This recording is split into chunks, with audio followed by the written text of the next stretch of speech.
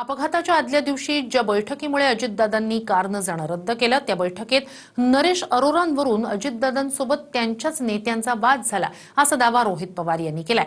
त्या बैठकीवरून रोहित पवार यांनी सुनील तटकरे यांचंही नाव घेतलंय। पाहूया। शेकडो कोटीचा कॉन्ट्रॅक्ट हा कुठेतरी कॅन्सल करण्यासाठी दादांची भूमिका तिथं होती आणि मग तिथंच कदाचित तो वाद विवाद तिथं झाला। तटकरे साहेब तिथं होते। अजितदादांच्या अपघातानंतर 27 जानेवारीच्या बैठकीवरून शाब्दिक चकमक सुरू झाली। 27 तारखेलाच दादा कारनं निघणार होते, पण प्रफुल्ल पटेलांचा फाईलवर सहीसाठी फोन हा एक भाग। मात्र त्याचवेळी दादांच्या राष्ट्रवादीचे राजकीय रणनीतिकार नरेश अरोरा यांच्यावरूनही 27 तारखेच्याच बैठकीत वाद झाला। प्रदेशाध्यक्ष सुनील तटकरेही तिथे होते असा सनसनाटी खुलासा रोहित पवार यांनी केला की एका पॉलिटिकल कन्सल्टंटच्या बाबतीतली चर्चा तिथं झाली। त्या पॉलिटिकल कन्सल्टंटकडे योगायोग असे गेल्या काही महिन्यांमध्ये त्यांनी विमानसुद्धा विकत घेतलेलं आहे।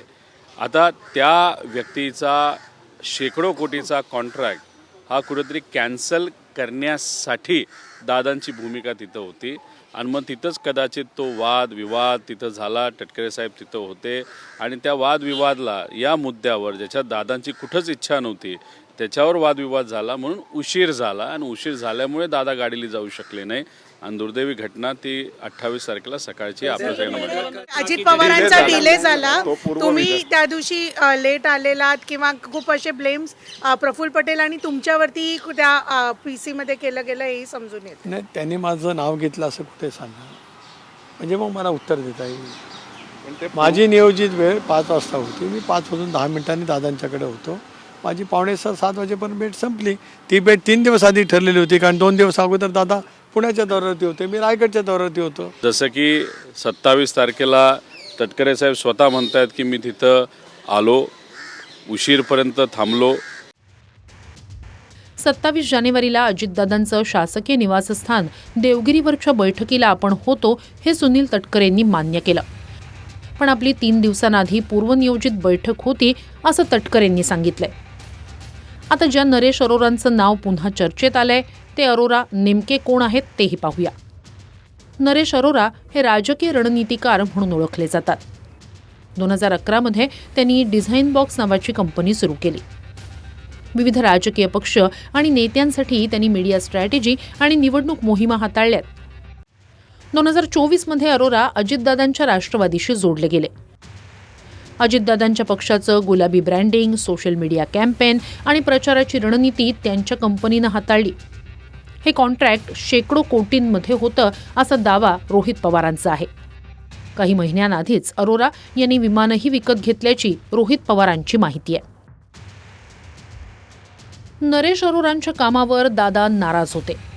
पुण्यातल्या बारामती हॉस्टेलमध्येही आपल्या समोर अरोरांच्या लोकांना दादांनी फटकारलं आणि 27 जानेवारीची बैठक झाली, तिथेही दादांच्या विरोधात त्यांचेच नेते शेकडो कोटींचं कॉन्ट्रॅक्ट सुरूच ठेवावं अशी भूमिका घेत होते असा दावा रोहित पवारांचा आहे। काही दिवसांपूर्वी बारामती हॉस्टेल पुण्यामध्ये सुद्धा जेव्हा आम्ही दादांबरोबर 10:30-11 पर्यंत बसलो होतो तेव्हा सुद्धा नरेश अरोराचे कन्सल्टंटचे लोक तिथं आली होती आणि दादा त्यांना सुद्धा दादांच्या स्टाईलमध्ये झापतच होते। आणि 27 तारखेला सुद्धा नरेश अरोराच्या वतीने नरेश अरोराला कॉन्ट्रॅक्ट तसाच ठेवला गेला पाहिजे। नरेश अरोराचा शेकडो कोटीचा कॉन्ट्रॅक्ट जिवंत ठेवून त्या नरेश अरोराला तिथं पैसे दिलेच गेले पाहिजे अशी भूमिका काही ठराविक नेत्यांची 27 तारखेच्या बैठकीमध्ये होती, पण त्याच्या विरोधातली भूमिका ही अजितदादांची होती। अरोरांचं नाव रोहित पवारांनी घेतलेलं आहे। रोहित पवारांनी संदर्भात मला काहीही सांगता येणार नाही। धन्यवाद।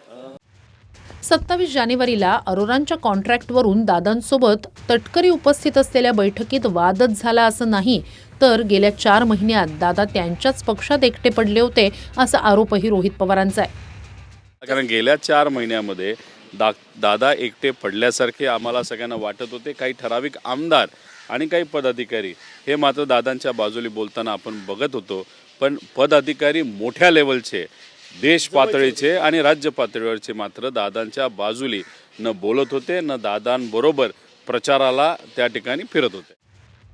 नरेश अरोरांच्या कॉन्ट्रॅक्टवरून रोहित पवार यांनी जे दावे केलेत ते धक्कादायक आहेत. या प्रकरणात अरोरा यांची भूमिका समोर आली नाहीये.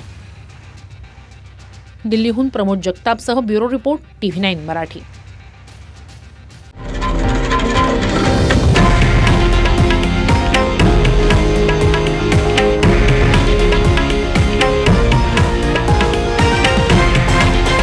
हे आहे देशातील नंबर 1 न्यूज नेटवर्क आणि आपण पाहत आहात TV9 मराठी, एकमेव.